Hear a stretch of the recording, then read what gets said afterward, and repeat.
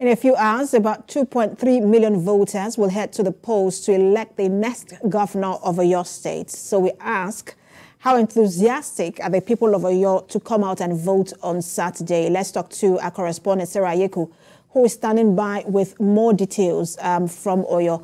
Sarah, what more can you tell us in terms of INEC preparation towards the election in Oyo State?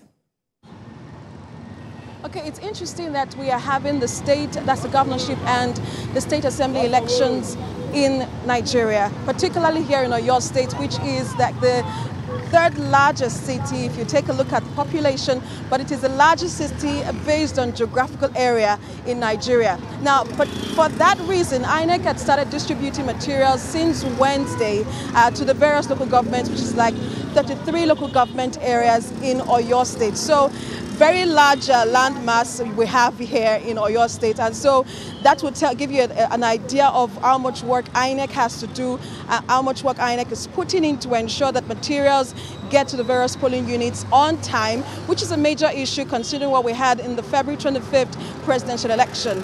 So INEC, of course, wants to put that news aside and double up and then see how they can get materials to the various polling units. We're talking about 6,398 polling units in Oyo State. Although in the last election, which is the presidential election, we had about less than 900,000 persons come to the ballot to add their voices to the presidential election. So we're hoping to see an increased number to, let's say, probably above 1 million persons come to the ballot, to the polls, to vote for the candidate of their choice. But interestingly here, people are excited, they get up. The political atmosphere is pretty tense, I can tell you, because if you take a look at the candidates from the various political parties, we're having about 15 political parties on the ballot. And if you take a look at the 15 political parties, about 3 persons seem to be the strong contenders in this election. But some persons will say it's a 3-horse race, it's a 2-horse race. However it may be, people are get up and they're enthusiastic. They want to go to the polls to elect the next governor of the state. If the incumbent emerges as governor, perhaps he's going to be doing something the former governor had done, which is Ajimobi had done. But apart from Ajimobi, who has been elected twice as governor of Oyo State, no other governor has been elected twice. Precious. Absolutely, Sarah. Very interesting information there. But let's talk about, because you talked about the size of Oyo State. It's really, I mean, Ibadan alone is, like you mentioned, is a really big place. But let's talk about then the security. How well, or what have you seen about security deployment to Oyo State? So, as per security, police said they have deployed about 15,000 security operatives. Now, we're talking about security operatives and paramilitary organizations that have been deployed for this election.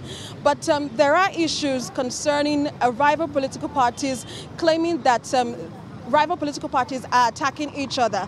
Earlier this morning, we had visited the place in Ojagbo where there are stories. There are stories about political parties sending political thugs, like they say. They are alleging that one political party sent political thugs to another candidate's family house in Ibadan. And so this has generated concerns in some quarters as to how safe these elections will be. Although the people are, enthusiastic about going to the polls, they're also concerned about what security apparatus is available for them. At the last election, I spoke with a woman earlier. She said that she wants that there should be more security personnel at the various polling units, manning the polling units, ensuring that political thugs do not take the day. As you know, that Oyo State, particularly Ibadan, is one major political flashpoint, if I would say. And the police has assured that they would be having a joint security patrol. We'll be seeing visible security patrol on election day, which is tomorrow. We'll also see them raid some black spots.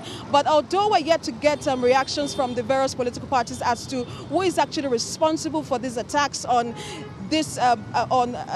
supporters and family houses of the leading political contenders in this election, we're yet to get responses from them. Till then, residents here are just hoping that security operatives will be up to their game and they'll be able to ensure that elections go smoothly and peacefully.